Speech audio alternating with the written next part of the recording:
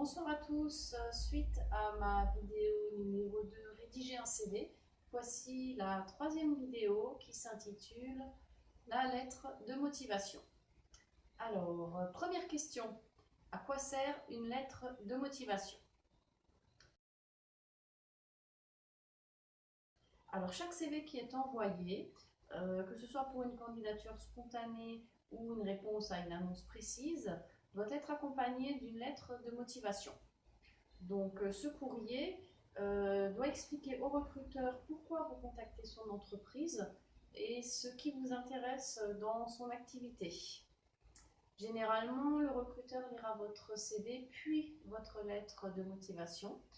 Donc, s'il se retrouve avec plusieurs CV qui ont le même profil, c'est souvent la lettre de motivation qui fera la différence entre les candidats.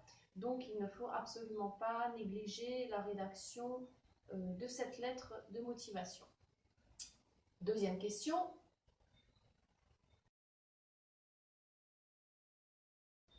Que mettre dans l'introduction de la lettre? Alors, comme pour n'importe quel courrier, vous mettez en premier vos coordonnées avec évidemment votre numéro de portable, très important. Ensuite, il faut préciser l'objet de votre courrier, c'est-à-dire vous mettez soit candidature spontanée ou réponse à l'annonce numéro un tel. Vous l'adressez au responsable des ressources humaines ou au gérant si c'est une structure plus modeste. Donc vous mettez Madame, Monsieur, le DRH, enfin, vous ne le mettez pas en abrégé, hein, vous mettez directeur, directrice des ressources humaines ou Madame, Monsieur, le gérant. Donc vous mettez les deux Madame, Monsieur si vous ne savez pas si c'est un homme ou une femme qui est responsable des recrutements. Donc votre première phrase dépendra en fait de votre situation, de la démarche dans laquelle vous vous situez. Donc je vais vous donner quelques exemples très concrets. Donc par exemple, premier exemple, alors vous pouvez dire étant actuellement à la recherche d'un emploi, je me permets de vous contacter pour vous proposer ma candidature au poste de secrétaire, comptable, magasinier, ce que vous voulez, voilà. Deuxième exemple, si vous êtes étudiant, donc vous pouvez dire étudiant à l'université Intel, je suis à la recherche d'un emploi à temps partiel pour me permettre de financer mes études, par exemple. Autre exemple, vous pouvez dire après une expérience confirmée dans le secteur du travail temporaire, je souhaiterais rejoindre votre équipe pour renforcer votre structure en tant que conseiller à l'emploi. Voilà. Vous pouvez également dire, par exemple, je vous envoie mon CV afin de me porter candidat concernant l'annonce que j'ai trouvée sur tel site. Dernier exemple, vous pouvez dire secrétaire de rédaction de métier et actuellement à la recherche d'un emploi. Je me permets de faire acte de candidature suite à votre annonce parue dans tel journal. Voilà. Question numéro 3. La suite de la lettre est-elle différente suivant que l'on fasse une candidature spontanée ou que l'on réponde à une annonce? Alors la réponse est oui. Effectivement, suivant votre situation au moment où vous candidatez, le corps de votre lettre sera différent. Alors pas énormément, mais suffisamment pour que je vous explique un petit peu les différences.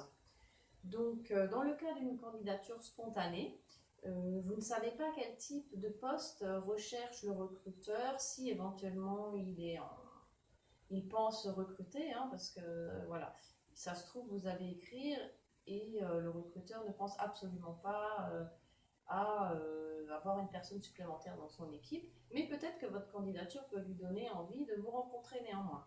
Si vous faites donc une candidature spontanée, voilà, vous devez avoir un style d'écriture particulier parce que comme il n'est pas dans une démarche de recherche de profil, votre courrier et votre CV doivent être particuliers pour retenir son attention. Donc voilà. Par contre, bon, pas trop original non plus, dosez un petit peu vos effets, hein. Faites attention quand même à votre style. Ensuite, donc vous mettez en avant les connaissances que vous avez sur le secteur d'activité qui est concerné. Si vous écrivez à cette entreprise, c'est quand même a priori que son secteur d'activité vous attire, que vous en avez entendu parler. Alors, vous n'avez peut-être pas la formation qui correspond à ce secteur d'activité, mais vous pouvez très bien, par exemple, connaître quelqu'un qui travaille dans le secteur ou être attiré par ce secteur par rapport à vos loisirs. Donc, même si vous n'avez pas les formations adéquates, vous avez néanmoins des arguments, vous connaissez son secteur d'activité, donc vous pouvez mettre ça en avant, à défaut d'avoir une formation ou un diplôme qui correspondent. Voilà. Donc une ou deux phrases suffisent. Hein. De toute façon, la lettre de motivation n'est jamais très longue. Hein. C'est vraiment juste pour accompagner le CV. Voilà, donc je vais vous donner un exemple très concret. Donc vous pouvez dire, en effet, j'aurai plaisir à collaborer avec vous car votre entreprise est leader sur tel secteur et que je souhaite rejoindre votre équipe jeune et dynamique. Voilà, je pense en outre que mes compétences sont susceptibles de vous intéresser dans la mesure où elles compléteraient celles dont vous disposez déjà dans votre équipe.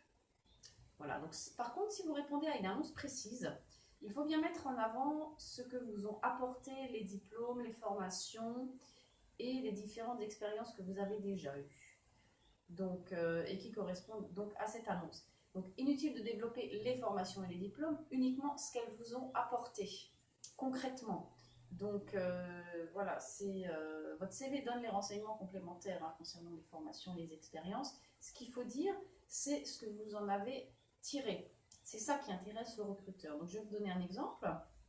Voilà, vous pouvez dire bénéficiant de 7 années d'expérience professionnelle dans le domaine X, je possède une excellente connaissance du milieu par exemple et dispose d'une maîtrise de ceci, cela.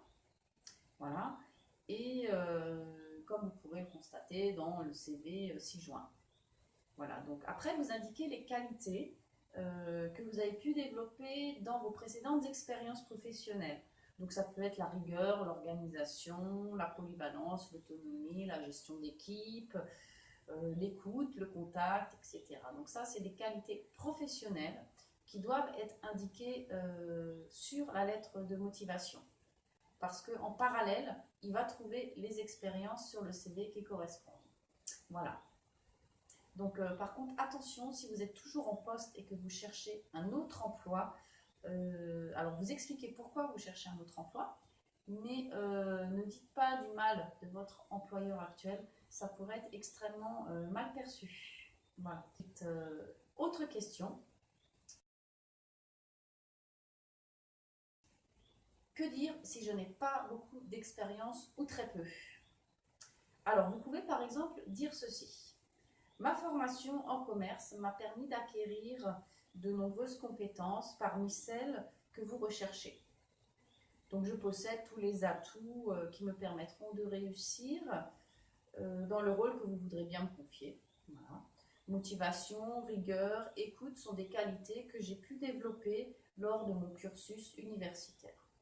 Voilà, donc là, vous mettez clairement en avant vos compétences. Voilà, il faut quand même avoir une lettre suffisamment importante, même si vous n'avez pas beaucoup d'expérience. Il faut vraiment vous vendre, c'est l'objectif. Hein. Voilà, autre exemple, si vous avez peu d'expérience, de ce que vous pouvez mettre dans une lettre de motivation. Alors, mon manque d'expérience professionnelle n'entame en rien ma volonté à occuper ce poste et me pousse au contraire à faire mes preuves. Le challenge proposé est à la hauteur de mes espérances. J'avoue que cette petite introduction là a ma préférence. Prochaine question.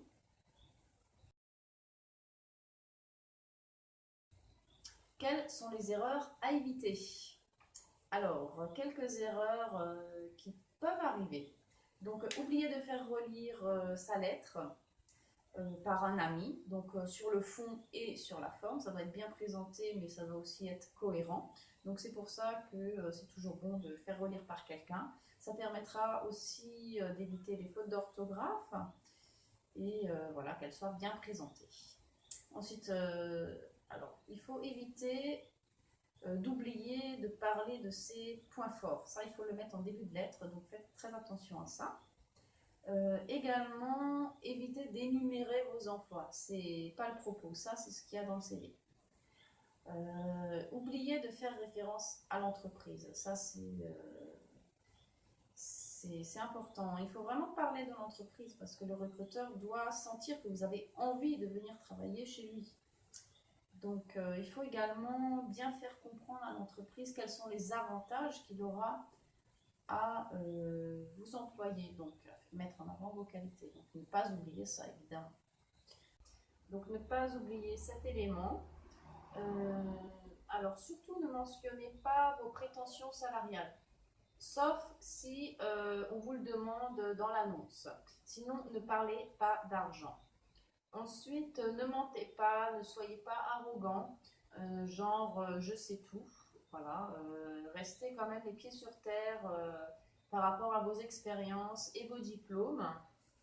Ensuite, il faut aussi parler de son projet professionnel en lien avec l'entreprise. Parce que si vous contactez cette entreprise, c'est bien parce que vous avez un projet professionnel qui nécessite que vous la contactiez. Voilà. Ensuite, dernière question. Comment conclure la lettre de motivation? Alors, il est souvent intéressant de mentionner en fin de lettre que vous êtes disponible immédiatement, si c'est le cas. Voilà. Donc, surtout si c'est une caractéristique qui est mentionnée sur l'annonce. Donc, si vous n'êtes pas disponible de suite, indiquez dans quel délai, dans 2 semaines, dans un mois, etc. Et donnez également vos disponibilités pour un entretien. Donc, effectivement, vous devez inviter en fin de lettre à un entretien. C'est l'objectif de ce courrier, après tout, hein, de décrocher un rendez-vous. Donc, et pour finir, une formule de politesse la plus simple possible. Hein. N'allez pas chercher midi à 14h dans les formules de politesse. Donc, votre lettre doit donc se terminer sur une ouverture, une invitation à se rencontrer. Donc, je vais vous donner quelques exemples pour conclure cette lettre. Donc, premier exemple. Je vous propose que nous nous rencontrions afin que je vous explique plus en détail mon expérience professionnelle et les compétences maîtrisées. Voilà. Autre exemple, c'est avec plaisir que je vous rencontrerai pour vous convaincre de mes compétences et de ma motivation pour ce poste.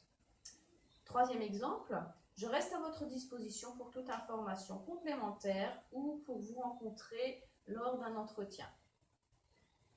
Et dernière proposition que je vous fais, dans l'attente de vous rencontrer, je vous prie de croire, Madame, Monsieur, à l'expression de mes sincères salutations, salutations distinguées l'un ou l'autre, mais vraiment une formule de politesse très simple.